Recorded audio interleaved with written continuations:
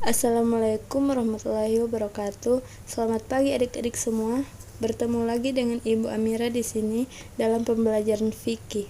Kita akan masuk ke pembahasan tentang menganalisis konsep bermazhab.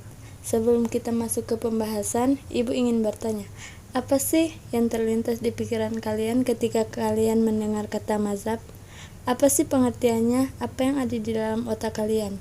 Apakah mazhab itu tentang cara orang mengerjakan ibadah, atau cara orang yang berpakaian, atau cara orang dalam menghukumi ibadah tertentu, atau apa kira-kira yang ada di dalam pikiran kalian ketika terlintas satu kata, yaitu mazhab? Baiklah adik-adik semua, jadi mazhab itu pengertiannya ada menurut bahasa dan ada menurut istilah. Menurut bahasa, mazhab itu adalah pendapat, kelompok, aliran yang bermula dari sebuah pemikiran. Jadi pendapat atau kelompok atau aliran yang lahir dari sebuah pemikiran atau proses berpikir menurut bahasa ya. Sedangkan menurut istilah, mazhab adalah ijtihad seorang imam dalam memahami suatu hukum fikih. Berkaitannya dengan bahasa tadi, dengan pengertiannya menurut bahasa adalah bahwa seorang imam memahami hukum fikih itu melalui proses yang namanya berpikir. Jadi kelompok, pendapat atau aliran tadi berasal dari sebuah pemikiran yang dari bahasa tadi. Dan secara istilahnya, ijtihad itu dilakukan oleh seorang imam ya. Ijtihad yang dilakukan seorang imam dalam memahami suatu hukum fikih dengan proses berpikir. Selanjutnya, ada pertanyaan. Mengapa ada perbedaan mazhab? Kira-kira kenapa? Menurut kalian, apa yang membuat mazhab itu berbeda-beda? Kenapa tidak sama? Padahal sumber hukumnya sama. Sumber hukumnya ada Al-Quran dan Al-Hadis. Itu adalah sumber hukum utama. Tapi kok bisa Al-Quran dan Hadis itu muncul mazhab-mazhab yang berbeda? Kira-kira kenapa? Nah, hal ini dikarenakan adanya perbedaan dalam memahami teks-teks Al-Quran dan Hadis yang tidak bersifat absolut. Artinya apa? Artinya ada ayat-ayat zoni, ada lala, atau ayat-ayat yang pengertiannya mempunyai multitafsir atau bisa ditafsirkan dengan berbagai macam versi.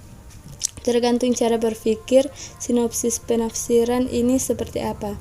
Sehingga itu yang membuat mazhab-mazhab itu menjadi berbeda. Karena antara satu imam dengan imam yang lain, cara mereka memahami dalil-dalil yang bersifat zoni tadi berbeda.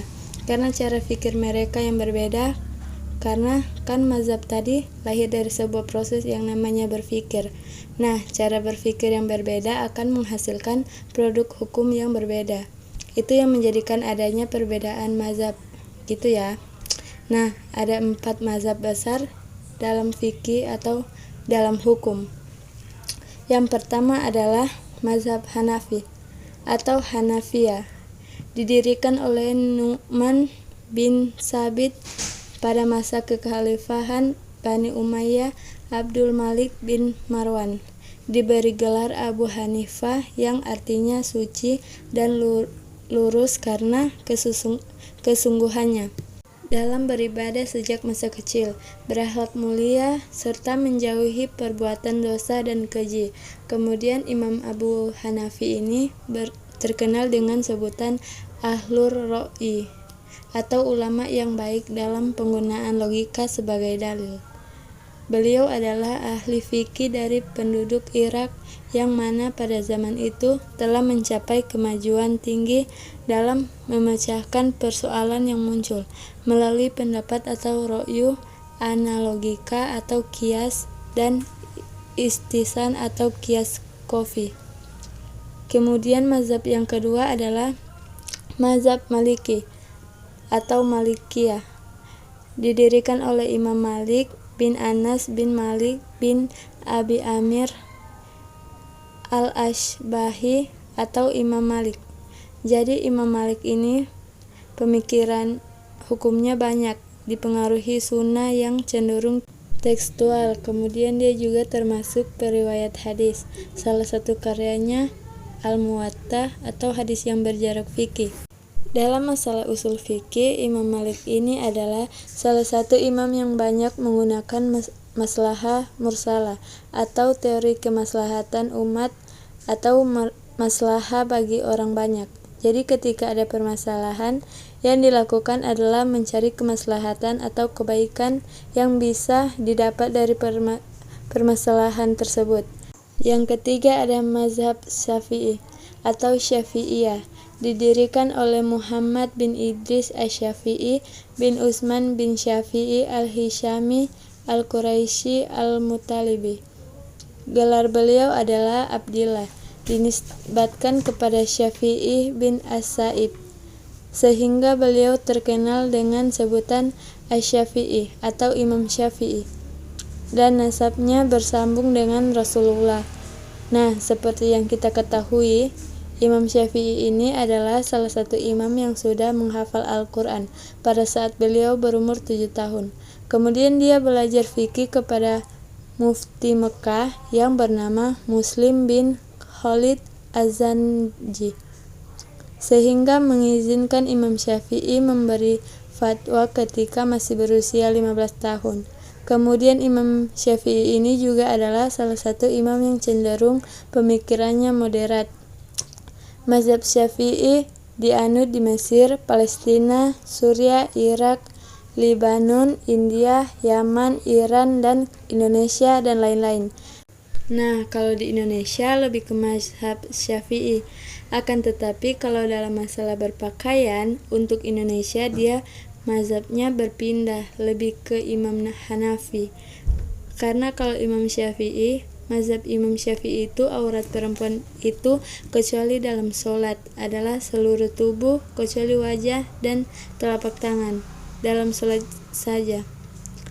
Jadi kalau waktu sholat saja yang boleh dibuka, kalau selain sholat tidak boleh dibuka. Itu mazhab Syafi'i. Nah, kalau sekarang kita lebih ke Hanafi, yaitu boleh yang biasa terlihat ya. Kemudian yang keempat ada mazhab Hambali atau Hanabilah, didirikan oleh Ahmad bin Muhammad bin Hambal atau Imam Hambali. Menurut pendapat yang paling masyhur, Imam Hambali lahir pada tahun 164 Hijriah, dan beliau berguru kepada Abu Yusuf dan Imam Syafi'i. Jarak pemikirannya adalah tradisionalis atau fundamentalis, berdasarkan kepada Al-Quran, Sunnah, dan pendapat sahabat. Dia juga menggunakan hadis mursa dan qiyas jika terpaksa. Nah, selain ahli hukum, beliau juga merupakan ahli hadis, karena yang terkenal adalah Musnad atau kumpulan hadis-hadis Nabi Muhammad SAW. Kemudian penganut mazhab Hambali ini banyak terdapat di Irak, Mesir, Suriah, Palestina, dan Arab Saudi. Baiklah adik-adik, sampai di sini dulu pembelajaran kita kali ini. Sekian, wassalamualaikum warahmatullahi wabarakatuh.